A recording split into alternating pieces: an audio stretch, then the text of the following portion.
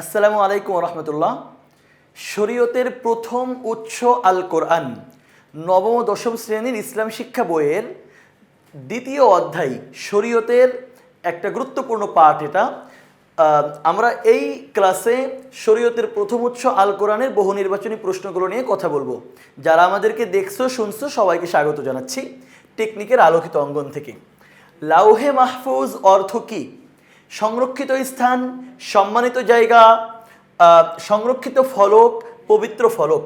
লাউহে মাহফুজ অর্থ হলো সংরক্ষিত ফলক। বাইতুল ইজ্জাহ কোন আসমানে অবস্থিত? বাইতুল ইজ্জাহ প্রথম আসমানে অবস্থিত। আজ আমি তোমাদের জন্য তোমাদের দিনকে পূর্ণাঙ্গ করলাম, তোমাদের প্রতি আমার অনুগ্রহ সম্পূর্ণ করলাম এবং তোমাদের জন্য ইসলামী জীবন ব্যবস্থাকে মনোনীত করলাম। আয়াতটি কোন সূরার অন্তর্গত?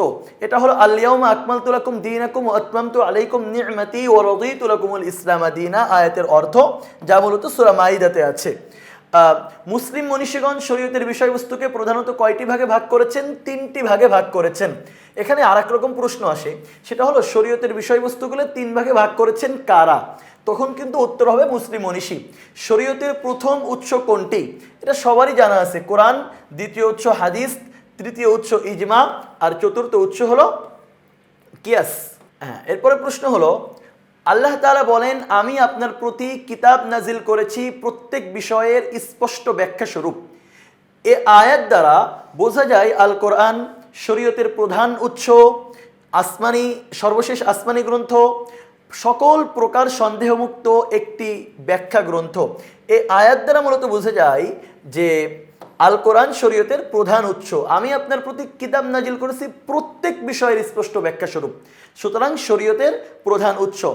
মানব জাতির জীবন পরিচালনার জন্য কি রয়েছে কোরআন মাজিদে?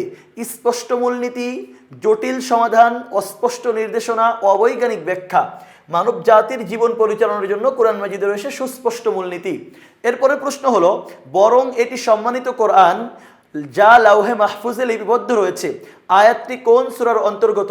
বাল হুয়া কুরআনুম মাজিদ ফি লাউহে মাহফুজ, এটা সূরা বুরুজের আয়াত। বাকারা, আলে ইমরান অথবা নিসা, এটা সঠিক নয়। শরীয়ত শব্দের অর্থ কি? উৎস, পথ, সরল, সূত্র। শরীয়ত শব্দের অর্থ হলো পথ, পন্থা, পদ্ধতি, রীতি, নীতি ইত্যাদি। ৩৫ নম্বর প্রশ্ন, শরীয়ত অর্থ জীবন পদ্ধতি, কার্যনীতি, কর্মসূচি, কর্মপন্থা। শরীয়ত অর্থ হলো জীবন পদ্ধতি। শরীয়ত কি?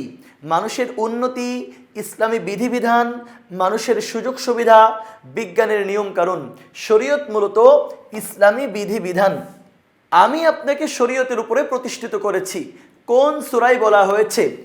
কোন সূরায় বলা হয়েছে এই আয়াত? এটা মূলত বলা হয়েছে সুম্মা জাআলনাকা আলা শারিআ, সূরা জাসিয়া 25 নম্বর পারার এই আয়াতটা আছে।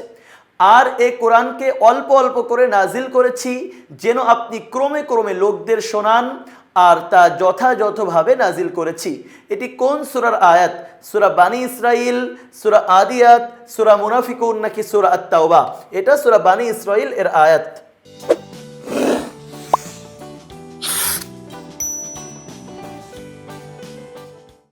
আল বুরহান শব্দের অর্থ কি?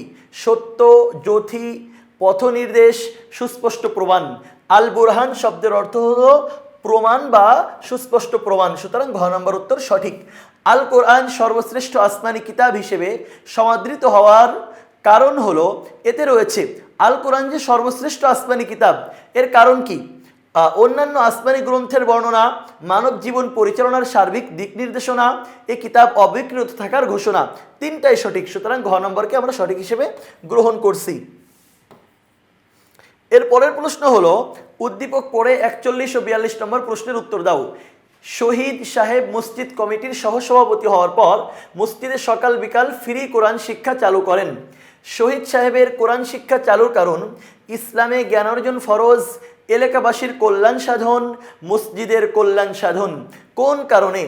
এর মাধ্যমে মূলত ইসলামের জ্ঞান অর্জন হবে, এলাকাবাসীর কল্যাণ হবে। মসজিদে ফ্রি কোরআন চালু করে মসজিদের আলাদা কোনো কল্যাণ হবে না। সুতরাং ক নম্বর উত্তর সঠিক। এর পরের প্রশ্ন হলো, শহীদ সাহেবের এ মহৎ কাজের ফলে মসজিদের আয় বৃদ্ধি পাবে, সমাজের কল্যাণ হবে, মসজিদের ব্যয় হ্রাস পাবে, সন্ত্রাস দূর হবে। তার এই মহৎ কাজের মাধ্যমে সমাজের কল্যাণ হবে। সমাজের মানুষ যখন কোরআন শিখবে, হাদিস শিখবে, ইসলাম সম্পর্কে জানবে, সেটা মূলত একটা সমাজেরই কল্যাণ হবে। নিচের উদ্দীপকটি পড়ে পরবর্তী প্রশ্ন দুটির উত্তর দাও। এখানে একটি উদ্দীপক আছে, সেটা পড়ে পরের দুইটা প্রশ্নের উত্তর দিতে হবে। আলম সাহেব গ্রামের একজন প্রভাবশালী ব্যক্তি। তিনি তার ছোট ভাইয়ের মৃত্যুর পর তার সকল সম্পদ দখল করে ছোট ভাইয়ের সন্তানদের বাড়ি থেকে বের করে দেন। আলম সাহেবের কাজের মাধ্যমে কাদের অধিকার ক্ষুণ্ণ হয়েছে? আলম সাহেব যেই কাজ করেছে, এই কাজের মাধ্যমে কাদের অধিকার ক্ষুণ্ণ হয়েছে? আলম সাহেবের কাজের মাধ্যমে মূলত গরিবদের, অসহায়দের, ইয়াতিমদের, বঞ্চিতদের, তার কাজের মাধ্যমে মূলত ইয়াতিমদের অধিকার ক্ষুণ্ণ হয়েছে। আলম সাহেবের কাজের মাধ্যমে শরীয়তের কোন উচ্ছের বিধান লঙ্ঘিত হয়েছে? কুরআন মাজিদে আল্লাহ তাআলা এতিমদের ব্যাপারে সচেতন করেছেন। সুতরাং শরীয়তের কোন উচ্ছের বিধান লঙ্ঘিত হয়েছে? কুরআন মাজিদের। ক নম্বর উত্তর সঠিক। এবং আমাদের আজকের ক্লাসের সর্বশেষ প্রশ্ন হলো, কারা কল্যাণময় কিতাব আল কোরআন থেকে উপদেশ গ্রহণ করে? বিজ্ঞানীরা, ভাষাবিদরা, ব্যাকরণবিদরা, বোধ সম্পন্ন ব্যক্তিরা। কারা কোরআন মাজিদ থেকে উপদেশ গ্রহণ করে? দেখো, কোরআন মাজিদ থেকে উপদেশ গ্রহণ করে বোধ শক্তি সম্পন্ন। এখন ওই বোধ শক্তি যদি বিজ্ঞানীদের থাকে তারা গ্রহণ করে, ভাষাবিদদের যদি থাকে তারাও গ্রহণ করে, ব্যাকরণবিদদের যদি থাকে তারাও গ্রহণ করে। বোধ যার মধ্যে আছে সেই কোরআন মাজিদ থেকে উপদেশ গ্রহণ করে। আমাদের আজকের ক্লাস থেকে এখানেই বিদায় নিচ্ছি। যারা দেখছিলা, শুনছিলা, সবাইকে অনেক অনেক ধন্যবাদ। পরবর্তী ক্লাসে আবার দেখা হবে। আল্লাহ হাফেজ। আসসালামু আলাইকুম ওয়া রাহমাতুল্লাহ।